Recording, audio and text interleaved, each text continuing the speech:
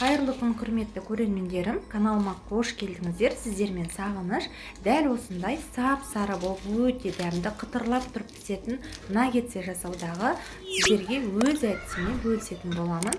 Видеоны соңына дейін қарап, каналға тіркеліп, қоңыраушаның үстіне басуды ұмытпаңыздар. Алдымен 200 грамм тауықтың төс етін дәл осы видеодағыдай жұқалап, ұзыншалап етіп турап аламыз. 3 тісше сарымсағымызды алдымен ұсақтап аламыз.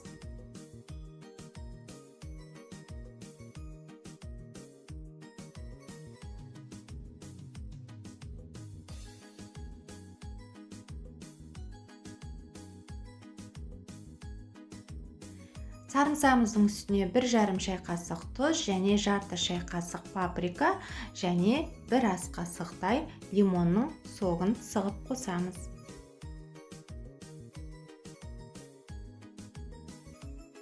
Енді осы тұздықтарымызды тауықтың төс етінің үстіне саламыз және үстінен 3 ас қасықтай сұйық май құйып, жақсылап тұрып араластырамыз. Тұздықты бөлек ыдыста дайындамай, осы тауықтың төс етінің үстіне бірден салсаңыздар да болады. Және бетін пищевая пленкамен жауып, тоңазытқышқа 1-2 сағатқа маринадталғанша қойып қоямыз. Бөлек ыдыста ұнымызды, бір жұмыртқамызды және панировкамызды дайындап аламыз. Енді маринадталған тауықтың төс етін алып, ұнға аунатамыз, кішкене сілкілеп, жұмыртқаға аунатамыз, одан кейін панировкаға аунатып, алдымен барлығын осылай дайындап аламыз. Осылай бір ыдысқа барлық тауықтың төс етін дайындап аламыз.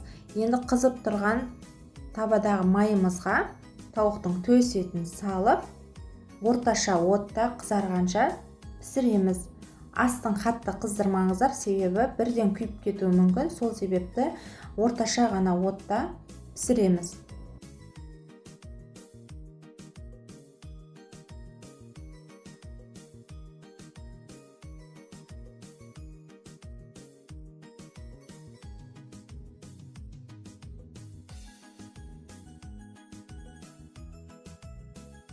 Піскен наггетсаларымызды осылай өзінің майынан сорғытып бөліп аламыз.